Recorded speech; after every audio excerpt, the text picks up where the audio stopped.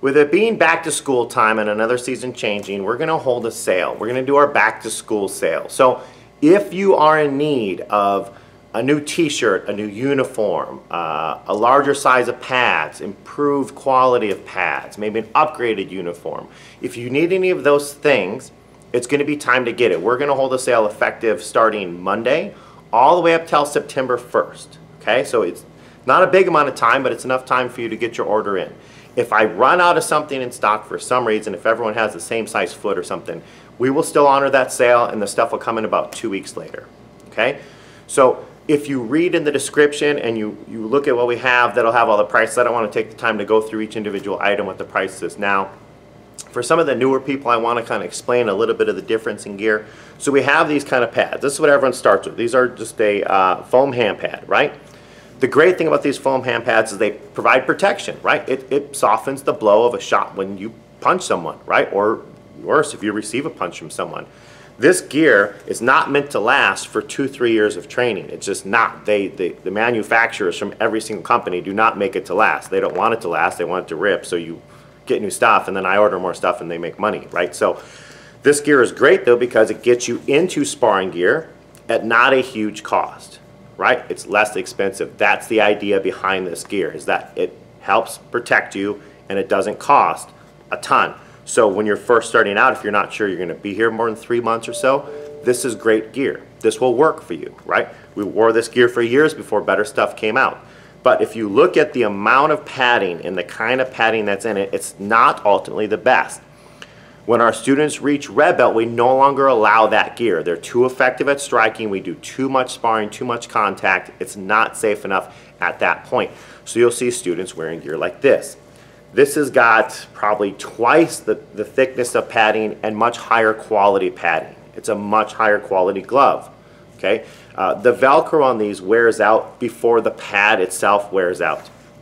When I was sparring for tournaments and training all the time, and this is what we had, I would go through one pair of these every single month, and the foot pads. Every single month I went through a new pair just because they couldn't hold up to training. These are my personal ones that I wear. I've had these ones. I've been wearing them for a year. For over a year, actually, because I wore them, yeah, we're going about a year and a half. I won a national title, a world title, and the Diamond Nationals in this pair of hand pads. So you can imagine the amount of training that I put into that individual hand pad, and it still lasts. So you figure it lasts 18 times longer than the other pads. That being said, they usually cost more. Just because if it's a higher quality, it costs us more to make them, and so on and so on. So here's the deal. With the uniforms, okay, if your pants are higher than your ankle bone or they're creeping to that level, you need a new uniform, right? When your uniform ties are having trouble getting across your body, okay, it's time for a new uniform. Or you've only got like 2 inches of uniform underneath your belt, it's time for a new one. Kids grow, it's just the way it is. I would just plan on getting a uniform once a year, and hopefully you don't have to do it more often than that. Whenever I size anyone for a uniform, I always put kids and teenagers in a uniform that's way too big for them, because I understand. I grew up in martial arts. I remember my parents, actually we just threw away a bunch of them from when I was a kid. I think I threw away about 10 uniforms from my junior years, right? I mean, it's just the way it is. You outgrow uniforms, you outgrow clothes. So we're going to be doing the sale because I understand that you do outgrow them, and we're going to give a discount for people for the short time that we're doing this sale. Hopefully get you in a new uniform.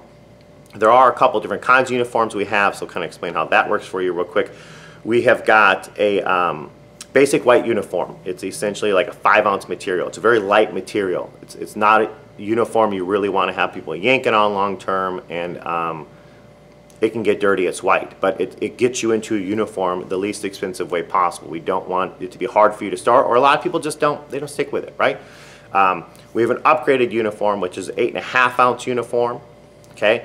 Those uniforms a little bit more, but the difference is the material is heavier, stronger, the stitching is better, they will last better, and they're not white, so, you know, if you get something on them, it's not as bad. You still don't roll in the grass, but it's not as bad. When we upgrade to a nicer uniform, then it makes sense. Then we start putting more of the patches on there. We put the name, right? The name and the logo on the back of the uniform, and we start doing those things. The white uniforms, they just won't hold embroidery. They won't really hold that kind of stuff on them. They're not really meant for it. So that would be one of the purposes for upgrading. It's just a nicer, it'll last longer. A lot of times you'll outgrow it. I've never really seen students outwear their uniform. Usually they just outgrow them.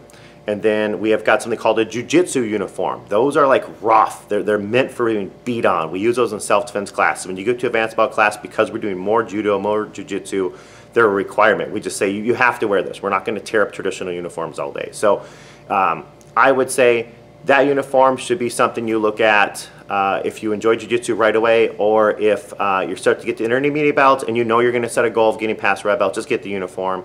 You know, especially find a sale. We usually have them at least twice a year, 3 times a year. Get them on the sales. That way they cost you less, but then you have it. You can wear it to self-defense class. You're not having someone yank on your other uniform. So that would kind of hopefully help you out and kind of explain what some of the things are and why you might want to have them. But the rule on uniforms, if you don't have at least 2 inches underneath your belt, uniform's too short on the top. If your pants aren't getting down below your ankle bone, they're too small. If you're looking at your pads and your fingers are starting to stick out of your pads, or they're too small. If your foot pad can't cover your foot, if your toes underneath the edge of the foot pad, your foot pads are too small. Your shin should cover up right below your knee down to your ankle. So again, if you're only covering 3/4 of your shin pad's too small. So again, look at your kids' gear, look at your personal gear. If you're starting to outgrow your stuff, or I mean your kids probably, if you're watching the video, you probably aren't growing much, or they're outgrowing their stuff, then it's time to get new things. So again, sale's going on until September 1st. There will be prices and stuff in the description, so the video didn't last any longer than it already did, and we'll be talking to you soon.